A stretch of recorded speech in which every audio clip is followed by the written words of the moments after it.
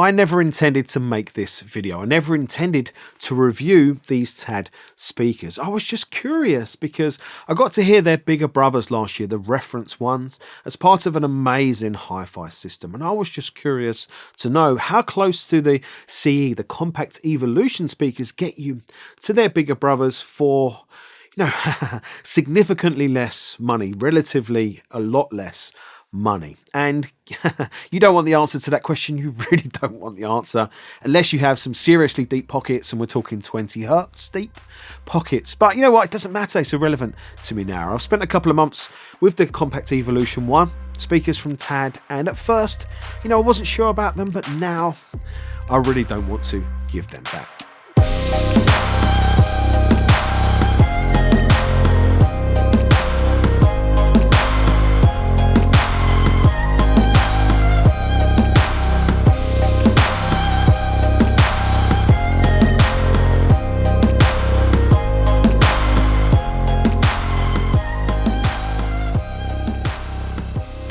TAD, or Technical Audio Devices Laboratories, are a division, or were, I think, a division originally of Pioneer, which is really, really interesting because I used to love my old Pioneer Plasma. Who didn't love their Pioneer Plasma TV? But to say I love some Pioneer speakers, that's something I never ever thought I would say. And the CE1 is a three-way speaker featuring a CST driver, a coaxial mid-range driver with a beryllium tweeter at its centre, and a magnesium mid-range driver around the outside. And I think TAD are the only manufacturer to have this type of driver array with these materials, but I'm sure someone will correct me if I'm wrong down below in the comment section, so make sure you check that out. The CE1 has a larger 14cm overall sized CST, or mid-range tweeter driver, which I think is the same size as the one used in the reference speakers, which is really interesting because the rest of the Evolution range of speakers from TAD use a smaller CST driver, which is only, I think, 9.5cm in size. So that's really interesting, and I do wonder, why and what is the difference. And I have always enjoyed coaxial drivers for their very precise imaging, very three-dimensional imaging with these speakers, and the CST driver is supported by an 18cm or 7-inch in old money bass woofer made from Max, a multi-layered aramid composite shell, which I think is a fancy type of Kevlar. On the sides are 10mm thick, hard anodized aluminium panels which look cool and add structural rigidity and dampening to the cabinet. But they also form part of a bidirectional ADS port system. And as you can see through the sides of the speaker, or see through the port, and that is because the port allows air to flow in two directions, both forwards and backwards. And I have never seen anything like this before in a speaker, and TAD say it's to reduce port noise and also to help with standing waves that can form inside the cabinet. The speaker cabinets are really something. They are large, heavy at 30 kilograms each, and inert too, made from a mixture of MDF panels with birch plywood bracing, using the technology that TAD call silent, structurally inert laminated enclosure technology, which sounds cool, right? I think their looks might divide opinion. I actually think they look really nice, and particularly nice in this listening room. It's almost as if I designed this listening room for these speakers, or maybe these speakers were designed for this listening room. Hint, hint, wink, wink, TAD. And these are the black edition of the speakers, I think, for pretty obvious reasons. And it doesn't take much for you to stop and think, wow, these are some serious hi-fi speakers. And they should be. They cost £18,950. And I think that does include the speaker stands. So at that price, that does put them in direct competition to, other stand mount speakers that I've looked at and reviewed, like the Martin Parker Duo Ceramic Edition, which I reviewed last year and actually named as my best speaker of 2021. And let's face it, £19,000. You can buy a hell of a lot of different speakers from a lot of different, great brands at that price point. You can buy a lot of much larger speakers, big floor standing speakers from great brands at that price point too. setting the CE1 up in my room. They are the speaker that transitioned with me from my old room to my new room, and they sound much better now in the new room, and that is mostly because of the better suited room acoustic treatment and the addition of the Rel S510 subwoofers that have been game changing in how they've allowed me to set up the system and its overall sound. And this is how the TAD measured in my room, ignoring the bass for a minute because that is all subwoofer and room gain, but looking at 200 Hz and up, that is a very neutral or flat frequency response in the main, with a little recession in the treble presence region and a bit of a peak in the treble, but there is not really much else other than that to talk about. And I think from that you can see the TAD professional studio heritage with the flat frequency response type of design, with just a few differences there to make it more of appealing, or maybe more of a home hi-fi type of speaker, such as that recession in the treble presence region, because that normally helps a speaker to push its vocals back just a little bit, so make a speaker image slightly better. And interestingly, that is not a speaker frequency response that I normally like and normally go for. I normally find that frequency response to sound a bit too lean for me, and it therefore can sound a bit mid-range forward and a bit too treble forward. And that is how they were sounding to me initially. Not terribly so, but enough for me to not be 100% sure about them.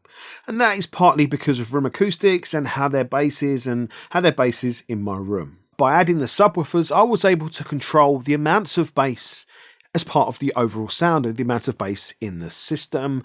And then I was able to manage the sound really well with a Dirac Live calibration, as I always do, removing the sound of the room from the equation and then much better integrating the subwoofers with the speakers, so that it's just one sound and not a separated sound.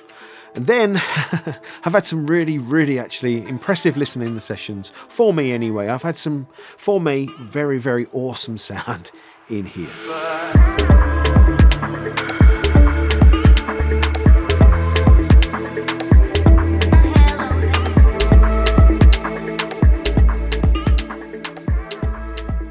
But these are interesting speakers because they have a brutal honesty about them. So you need to pay attention to what you feed into them. But you don't need a crazy expensive amplifier for them to sound good. I've had good sound from them from the under £300 SMSL AO200. And of course, I'm reaching there, and the sound got much better when I used the Kerry Audio SI300.2D, and better sound again from the crazy good for the money Kinky Studio EXM1 Plus. Although I think the Kinky was really on its limit for power delivery and quality delivery for a speaker at this level, especially I think considering the speakers are only 85 dB efficient. So really you have to think they are probably better suited to a big power amplifier. And that's really interesting because when you look at TAD's Evolution range of amplifiers, they are 500 watts of TAD Class D. So it probably gives you a bit of an idea of what TAD have designed, or what they're suggesting is probably the right type of amplifier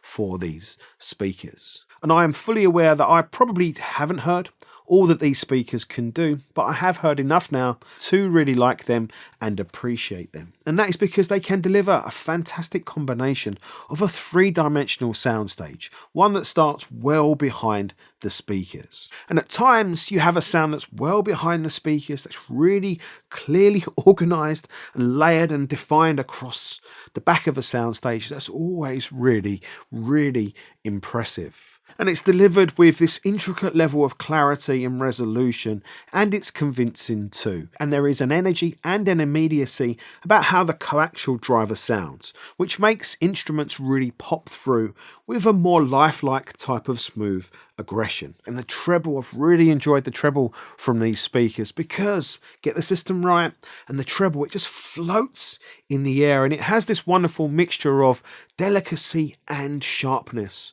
while being really floaty in the air. And yeah, I've really liked that treble. And I know I probably haven't heard the best of these speakers for vocals in terms of a totally natural tone, but I feel like I've had a good taste of it. And the TAD, they don't have that natural tonality of a Martin speaker.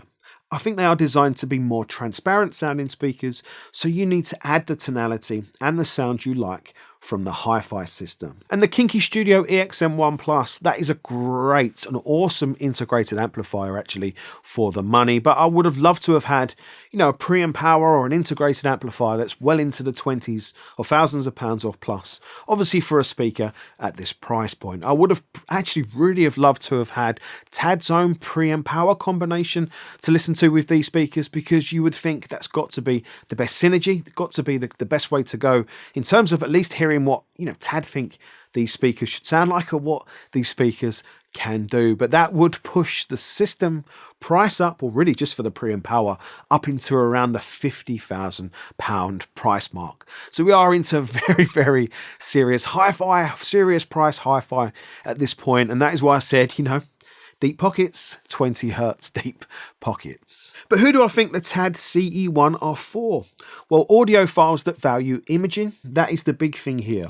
Audiophiles that are happy for their speakers to be this neutral and transparent, because those words in isolation, you know, neutral and transparency, they sound really appealing, but in reality, in practice, I think that means that they're going to work the audiophile relatively hard. You've got to get the right system. You've got to get the system set up right. You've got to, you know, put the right things together, maybe add subwoofers. So yeah, it's a speaker that might test you and push you as an audiophile, but they are a speaker that's going to reward you for your efforts. Maybe your bank balance, they're going to reward you for the cash you spend as well. And that is, you know, a great thing. That's what it's all about.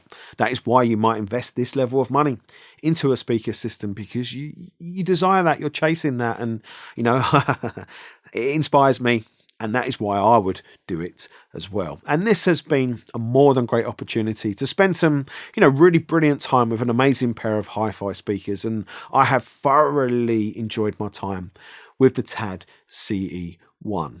And to conclude, they are definitely up there as one of my favourite speakers that I have reviewed so far. It's really interesting, quite unique in certain ways of speakers, and that does mean they are inevitably definitely an audition speaker.